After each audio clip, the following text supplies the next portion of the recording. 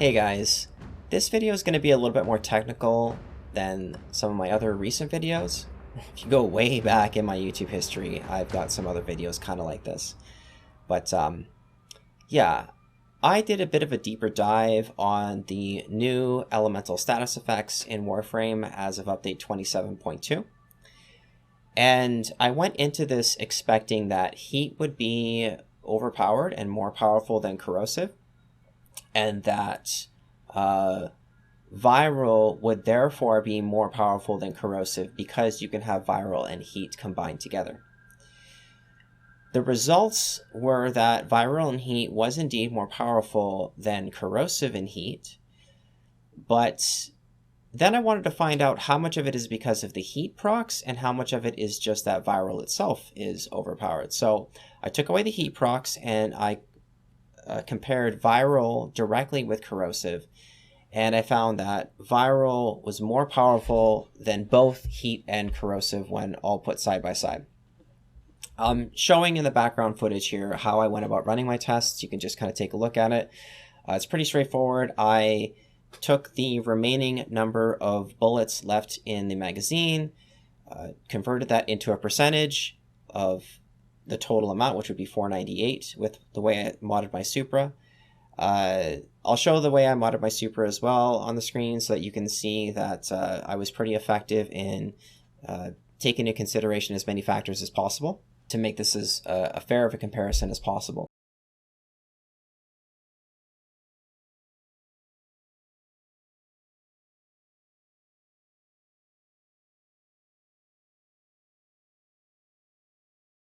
So generally speaking, what we have here is the overall results for all factions, well, not all factions, but Grineer and Corpus units.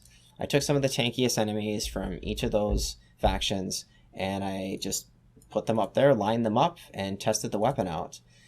So what we have here is a score of 61 for corrosive and a score of 60 for heat. They're actually very close. Corrosive came out just a smidgen on top, but to be fair, there's enough room for statistical variance or variance in the results of this test where that extra one is insignificant. They're basically on par with one another, which is actually really nice to see.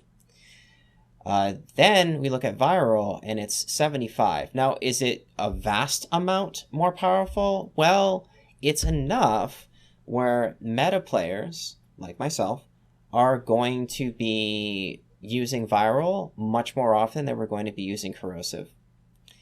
And these are the results of viral, or sorry, this right here, 82, is viral and heat combined together, and this is corrosive and heat combined together. And it's just enough better across basically all enemy types where viral and heat will outperform corrosive and heat.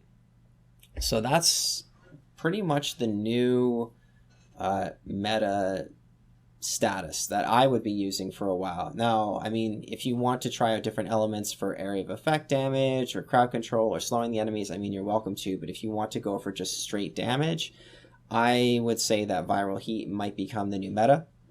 The only way to fix this, or to make it more balanced, I would say, would be to nerf viral.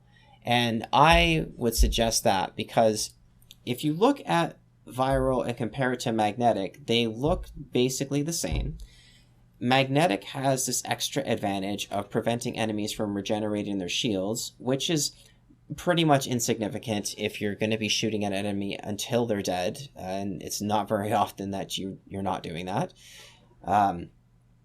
But also, magnetic is much more niche in its application. It's only applicable to enemies with shields, and viral is only applicable to enemies with health, which is basically every single enemy in the game. I don't think there's any enemy in the game that is all shields, no health. In terms of the total percentage of health versus shields, if you were to make like a pie chart of all the hit points of all the enemies that you're going to encounter, health is going to consume a way bigger share of that pie than shields would. And so viral is way more broad in its application, and it has the same damage multiplier as magnetic does. So it's just straight up better than magnetic. It's straight up better than corrosive. It's straight up better than just about everything. When they initially said that the viral was going to increase damage on health, I thought they meant unarmored health. And now I'm seeing that that's not true. It does that multiplication to even armored units, and that's overpowered. So you could reduce the damage multiplier. That's probably, I think, the best way to go about doing it. They could make it so that it's only applicable to just raw health with no armor on it, but I'm pretty sure that most of the player base is going to complain about that, and I don't really like that either. I think that the easiest and most accurate way is to just simply bump the numbers down a little bit so it has a little bit of a lower damage multiplier effect. And yeah. Another thing that I want to say is that I think that they need to improve the balance between corrosive and heat for slower firing weapons. I'm using the Super in my tests, and the Super has an incredibly high rate of fire. If you have a slow firing weapon that is built for status, heat will outperform corrosive, because heat will immediately remove 50% of their armor and apply damage over time.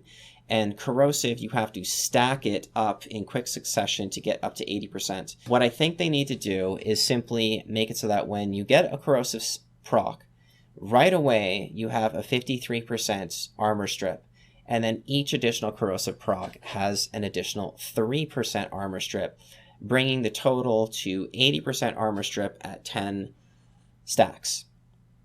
Then you still have the hard cap of 80% armor strip, but for a slower firing weapon, corrosive is basically on par with heat when it comes to armor stripping, and it has just like that little bit extra armor strip if you want to keep going with it. Yeah, I think that's just a better way of doing it.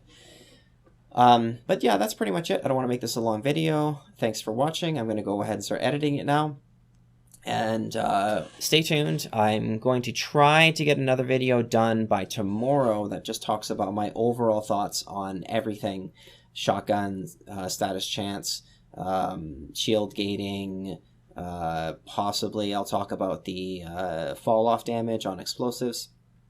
But yeah, that's it. Thanks for watching. I'll see you guys next one.